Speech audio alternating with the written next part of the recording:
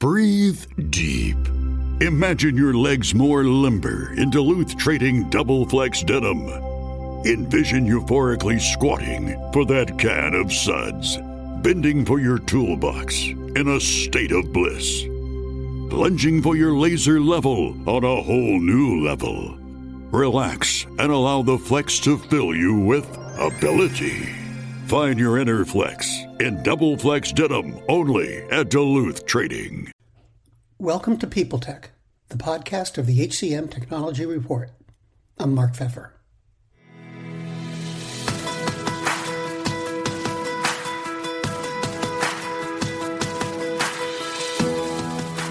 My guest today is Stephen Rothberg, the founder and chief visionary officer of collegerecruiter.com. They work with businesses, government agencies, and others to help hire students and recent grads for part-time, seasonal, entry-level jobs and internships. We'll talk about how recruiting's changed in recent years and also look at some dynamics of the workforce on this edition of People Tech. Hi, Steve. Welcome. Let's start with, as a foundation, tell me about College Recruiter. What does it do? Who's it do it for? Yeah. So, at a very high level, College Recruiter believes that every student and recent graduate deserves a great career. Our customers are primarily Fortune 1000 companies, government agencies, and other employers who are hiring at scale. And when we talk about scale, we're talking about dozens or even hundreds into the same or similar roles. They advertise with us their part-time, seasonal, internship, and entry-level jobs. So we're a job search site. Think a site like Indeed, but specifically for the student and recent graduate niche. And you changed your business model. First, can you tell me when you did it, but also what did you do?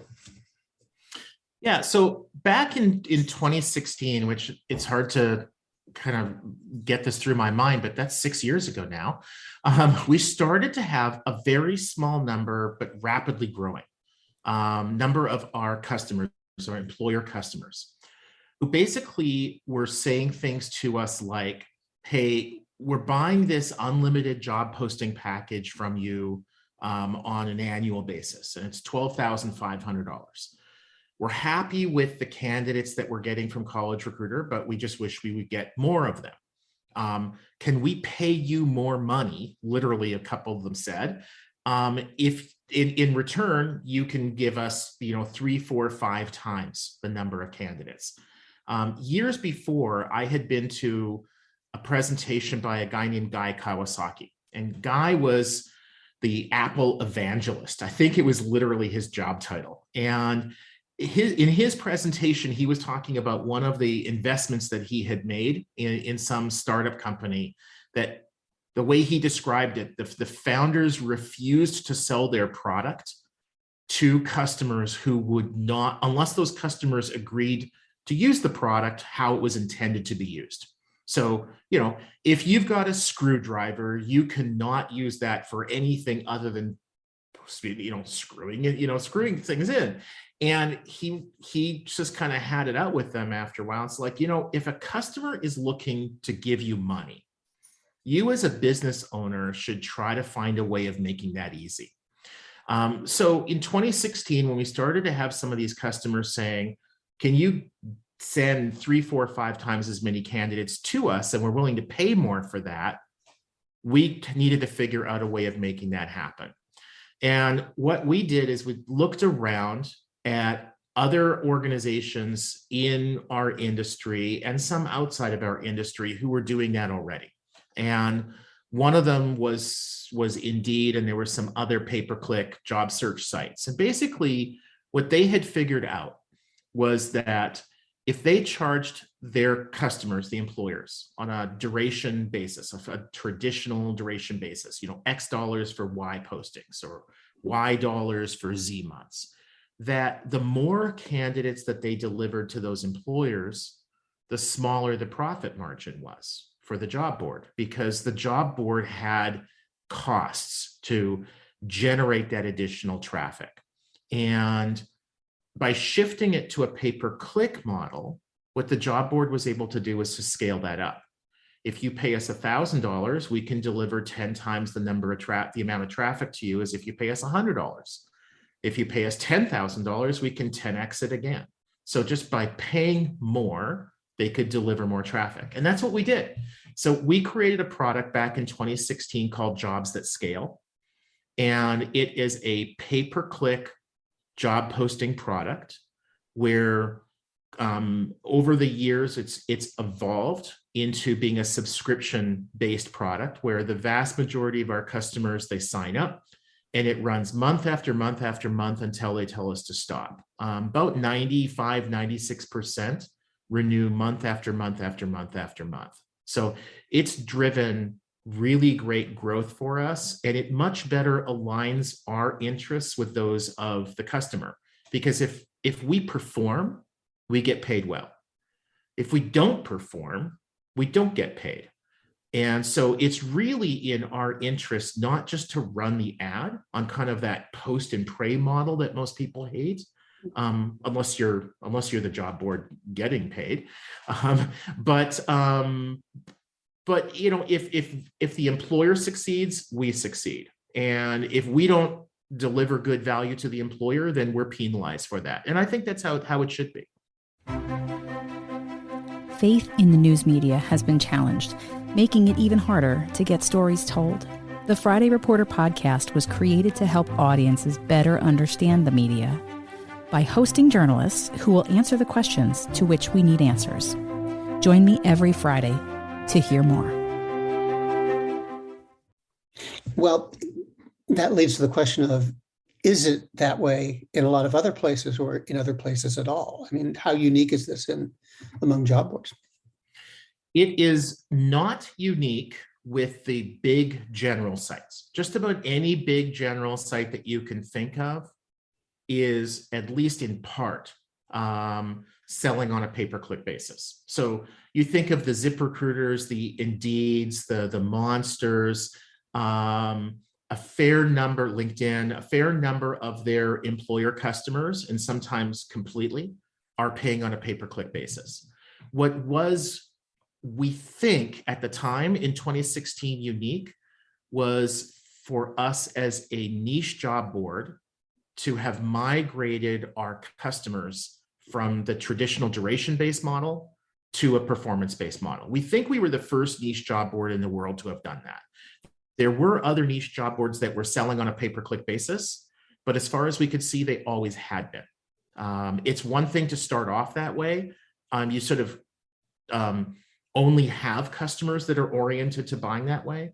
But when you have customers that are used to buying on a traditional duration basis, and you have to educate them about why it's better to buy on a pay-per-click basis, that has a whole lot of challenges. What was also really interesting to us, quite surprising, was how different the skill set of our employees needed to be. Critical thinking skills and ability to really see math, to see numbers, and to see at a glance, is this profitable? Is this not profitable? Is there a problem with this campaign? Is this campaign succeeding? And just to see those at a glance, that was a whole different skill set that we found we needed. And the people that we have now have that. So you started this in 2016, and it was last year, 2021, that you expanded it internationally. Am I right? Yeah. Yeah. So what did that involve? Yeah. Well, remember, a couple minutes ago, I was saying that in 2016, we had a really small number of customers that were saying, hey, you're helping us with, these all-you-can-eat packages. If we paid you more money, could you also help us, by driving more candidates, or could you help us in this way? The same sort of thing started to happen a couple of years ago. We had, again, a small number of customers that, completely unrelated to us, were centralizing their recruitment marketing budgets. Recruitment marketing in most organizations used to be highly decentralized. You'd have a very small budget at the headquarters level. And if you were a big box retailer, each store manager would have his own budget.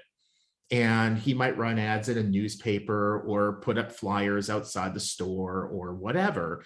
And recruitment advertising was highly local. What started to happen not many years ago was you started to have more and more employment branding people hired into these large organizations, and you started to have the more of the programmatic vendors really emerging and gaining popularity. So the Jovios, the PandoLogics, Parengo, which became Radency's product, Appcast, et cetera, really started to emerge. And that, I think, fueled the growth where more and more of that recruitment advertising spend moved from the store level to the headquarters and even to the global headquarters. So suddenly a couple years ago, some of our customers that we had been working with for years, whose budgets were at best national and often regional, started to say, hey, my area now controls the recruitment advertising spend globally. You're helping us in the US. Can you also help us in Canada? Can you also help us in the UK? And again, thanks to Guy Kawasaki, my attitude was, if a customer is asking if you can help them give you money, you want to find a way of saying yes to that. So we started to accept postings that for jobs that were located outside the US. And we made some bad mistakes. Like one bad mistake we made was thinking that we could do all of that in US dollars. And that proved absolutely not to be the case. What we're migrating to very quickly is if you're running postings with us in the United Kingdom, you are paying us in British pounds sterling.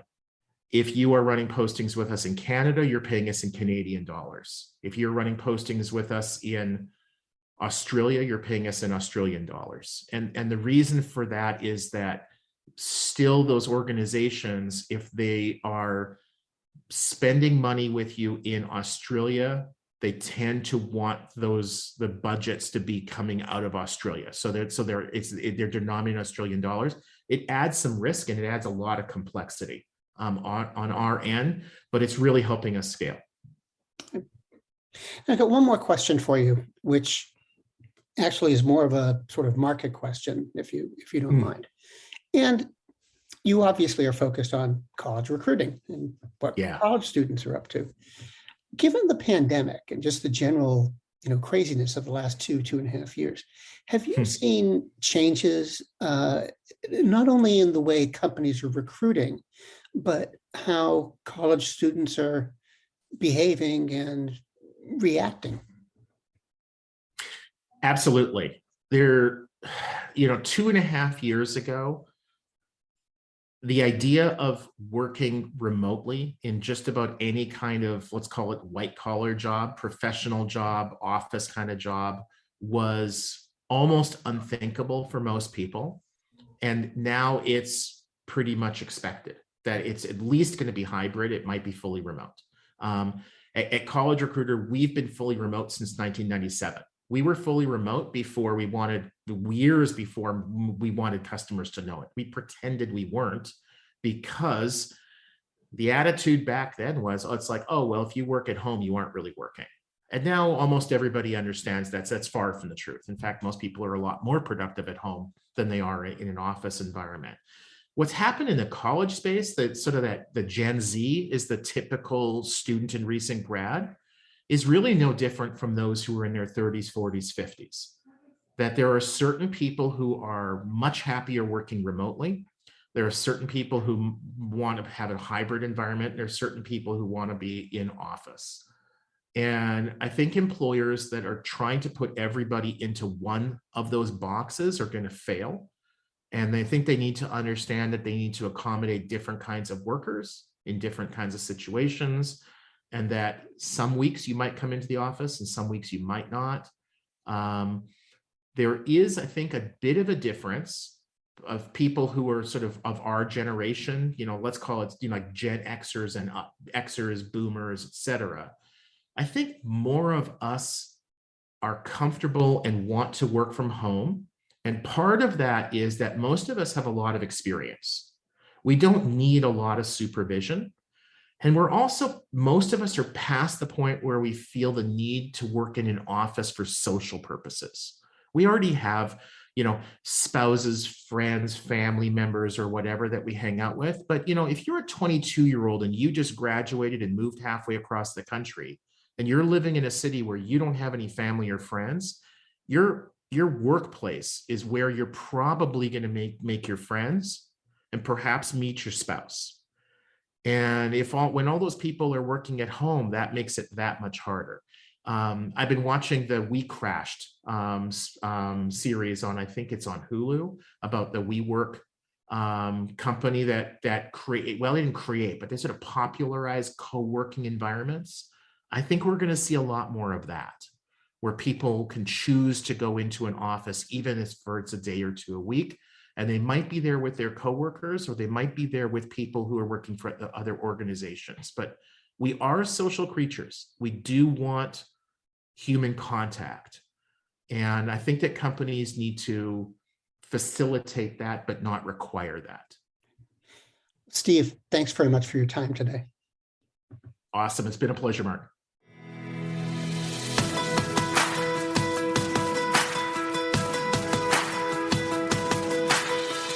My guest today has been Stephen Rothberg, the founder and chief visionary officer of College Recruiter. And this has been People Tech, the podcast of the HCM Technology Report. We're a publication of Recruiting Daily. We're also a part of Evergreen Podcasts. To see all of their programs, visit www.evergreenpodcasts.com. And to keep up with HR technology, visit the HCM Technology Report every day. We're the most trusted source of news in the HR tech industry. Find us at www.hcmtechnologyreport.com. I'm Mark Pfeffer.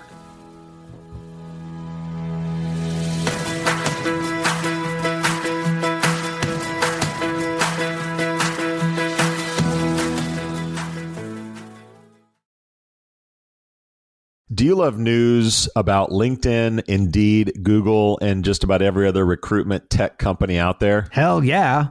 I'm Chad. I'm Cheese. We're the Chad and Cheese Podcast. All the latest recruiting news and insights are on our show, dripping in snark and attitude. Subscribe today wherever you listen to your podcasts. We out.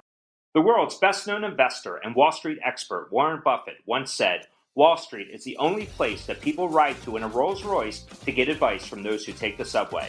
Mr. Buffett's quote is remarkably accurate, but how many people would rather receive advice from him than someone simply guessing? Welcome to Buy, Hold, Sell, your single source for Wall Street knowledge and profitable guidance. Please join me, Todd Schoenberger, and fellow trader Tobin Smith, as well as host Veronica Dudo, for a podcast known to move the needle for investors.